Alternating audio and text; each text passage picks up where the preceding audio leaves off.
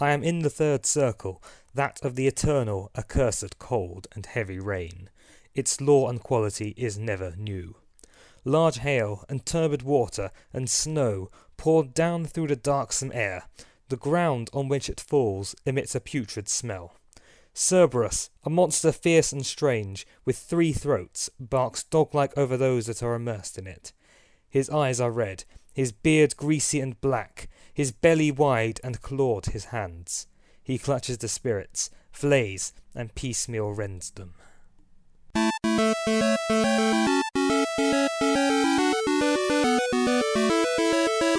Hello and welcome to Armed with Controllers. This is Fabs and I'm playing some more Dante's Inferno. And look, Stapesy's online. Everyone, say hello to Stapesy. Watch his videos, they're disturbing. Okay, so speaking of disturbing, I have exited the circle of lust with its baby shooting nipples. And we're into Gluttony. Now that figure in the back there, you see the crazy half-body headless thingamajig, reminds me a lot of Hieronymus Bosch's painting The Garden of Unearthly Delights, which depicts the hell, heaven and purgatory trifecta. It's worth a look. Look it up, it's utterly disturbing, so it really matches everything that's going on in here. Okay, so here we have Cerberus, who has is an interesting depiction, I think. It's not the traditional "yay, 3-headed doggy" that you usually get when Cerberus is around. Nah, instead it's a weird, what could only be described as crazy 3-headed penis monster that spits, well, I don't know what the hell that is he's spitting at you, but it ain't nice. Okay, so the basic thrust of this is, what we want to do is want to use these little outgrowths at the bottom there, smash them open so that when young Cerberus here moves his head forward to attack you, he sets himself on fire and that gives you a chance to wail on him. There we are. Now of course, there we are. So once you've done enough damage, you then get a little quick time thing here, where Dante just decides he doesn't like 3-headed things. And yeah, I'm sorry, this just looks like a really, really nasty circumcision. Ooh. Dear God. The creators of this game really were screwed up.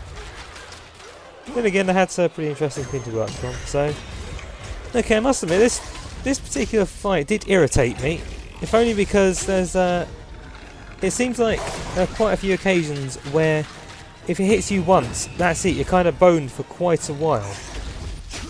Now see, I was lucky there. Those now when it starts spitting at you, for example, I found that the stun lock kept you in for so long that if the AI decided it would continue to keep spitting at you, you'd have no chance to get away from it, which is in essence a pretty poor move, I think.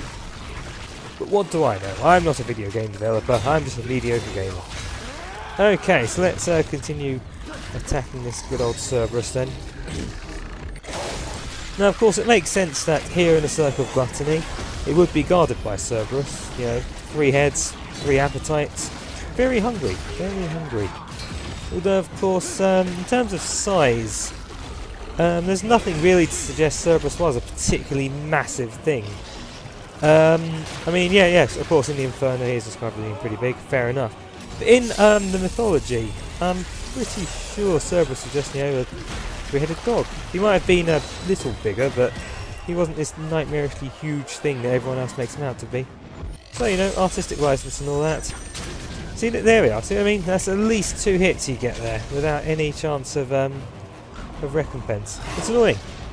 Okay, so last head, there's not much point in doing the little fiery capsules there, because he's not going to go anywhere near them. So instead, just do what I did. I activated my crazy retribution mode, or whatever it's called. Let him just get close enough to him. Then you have to dodge, really, because otherwise you're going to get hit. Okay, I lied. It turns out you can use the crazy fiery things at this point. Oh, well, game over, guys. That was unfortunate. Sorry about that. Oh, okay, maybe not then. Because this game does live on quick-time events. Pop! Alright, so, slain Cerberus. That'll learn him. The Great Worm. Ah, that's good. And I got some kind of crazy artifact. Azrael's Apprentice. Nah, I'm happy with the ones I have at the moment. Okay, so now we've taken out the guard doggy, we are officially in the third circle, where gluttony is punished. Yes, if you eat too much, you're a glutton, and here you go. Now see, that reminds me of possibly my first encounter of the word gluttony in my life. It was an episode of Rocko's Modern Life, where the fat cow character of Heifer, he ended up getting consigned to heck, after choking on some chicken bones, and this weird demon character named Peach is accusing him of gluttony. Heather decides that it should be pronounced gluton, and stuff gets weird. Okay, so speaking of weird, here we have the, I suppose the iconic bad guy for this particular level, the Hunger Worms. I don't know if that's an actual name, but that's what I'm going to call them. Now see, they're particularly interesting in that if they bite you, they can actually completely screw you over with, if you fail their specific quick time test. There you go. So you do get a chance to do a bit of damage at them, but at the same time it's worth not getting eaten just because it can completely screw up your combo ranking. Okay, so at this point actually I found these little shock trooper guys here. They suddenly got really annoying. I mean, of course it could be because I'm not countering and blocking like, you know, a regular person should. I mean, these guys I'm finding, they're not really taking hit stun at all from my attacks, which is one of the things that made them so manageable originally. So instead, yeah, definitely do need to consider the blocking and countering and such like. Then again, it's also a very quick way of killing them, which is just by grabbing them, doing the old Punisher Absolve like you see here, and it's a one-hit kill. It's quite interesting really. But at the same time, as much fun as that is, you get no combo ranking, which means your absolution gauge doesn't rise at all. It's yeah, it's a catch-22 I suppose. Alright, so now I've got rid of all the other peons. There are 2 remaining worms. They should be pretty easy to take out on the road, which is good. Now, of course, I have also been spending a lot of time upgrading my attacks with the souls. So I think you saw that one there. There we go. That one is the focus attack for the heavy strike. I like it quite a bit. I think it's pretty damn strong, and also it's quick as well, which is nice. It's easy enough to aim, and as such it can be relied upon to do quite a bit of damage. The regular attacks, focus attack, that's pretty good as well, because he does a huge range 360 degree spin, and it goes around a hell of a distance, so it's worth a shot. Okay, so here's Chiacco, who was the person Dante spoke to in the Divine Comedy, so they actually are keeping a bit of this, which is nice. Now I'm showing the Absolution minigame here for a reason. This is because at this point now they start to get slightly different, in that there are some, like there's black circles there, that if you select them you end up taking, well, you get fewer souls or whatever. So there you are, there's a slight difference. Something to keep you on your toes. Now of course if you do choose to absolve everybody, you can speed up the whole process by collecting 3 Beatrice stones, which are some of the collectibles in this.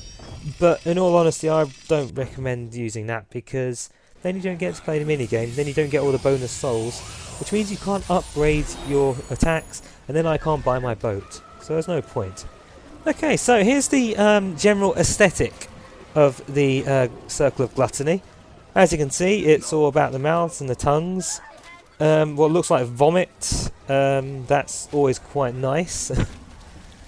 So yeah, here I'm going down the throat, nice and deep. And here we have a cutscene. Oh, this is disgusting. He's got hands for mouths. Everything about him is mouth. Okay, so these are the big ass gluttons. I don't know their actual names, so that's what I'm going to call them. Big ass gluttons. Okay, they've got boobs as well. Whether they're moobs or not, I don't know. I don't feel like checking between his legs. And he's coming to give me a hug. Oh god. And this is why you can't afford to fail these quick time things, because then you get eaten by this big fat guy. God, that's creepy. Okay, let's see how this game actually goes then. So now I know that if you really don't want to suffer, when he starts trying to bear hug you, you run away. Either after you start hammering B before he can do anything. Oh god, and he's vomiting all over me. There we are, that's the focus attack for the regular strike, that just there. And there's the heavy one. Nice and strong, I quite like them. There's not masses of build-up time as well to them. Oh god, he's grabbing me. Don't get eaten. Right, let's punish him. Try again. There we go. Yeah, you eat that scythe, you sick freak. Bang! Okay, so that's me randomly falling through. And okay, looks like MC Escher has just crapped out a puzzle for us. Okay, I'm not going to show you me trying every single thing about this because it's boring as hell. So here's what you do basically. You use the switches to turn around the portals so that you pass through them into different parts of the platform. And what you do then is you pull another switch to get this table to fly up. And then finally, once again, turn that switch so the portal to my right there, so you can fly through that one. Because this leads to the top left there. And what you want to do is time you going through that so you land on that weird floating table that's going on. Then you ride that table through the portal and continue on to the next level. So that's pretty cool, isn't it? Okay, there we are, on the table. Isn't that exciting? And now we play the waiting game. I'm pretty sure that impatience wasn't one of the deadly sins, so I think I'll be okay. Alright, so this is the latter part of the Circle of Gluttony. Not much going on here aside from the usual aesthetic. All these weird reds, like tongues. It's really quite disgusting, but I like it. Now I don't want to fall in that pond there, because that's an instant kill. And yeah, it looks like intestines I'm slashing there. There's no real reason to do so, but anyway. And looks like Satan's laughing at me. I don't like that. Okay, so here's an interesting hazard. Anuses spewing fire.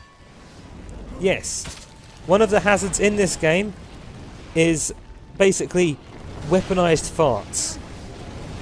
Again, this game is made by maniacs, it tells you. Ugh. Oh well. So that's me escape the terrors of the flaming arseholes. Look at them! They're like little fiery rectums. Just when I thought the nipples were bad enough. It's okay though, because I'm just going to drop down here, then I'm out of the Circle of Gluttony. Where do I go next? Well, let's wait and see, shall we? Let's wait and see. Join me next time.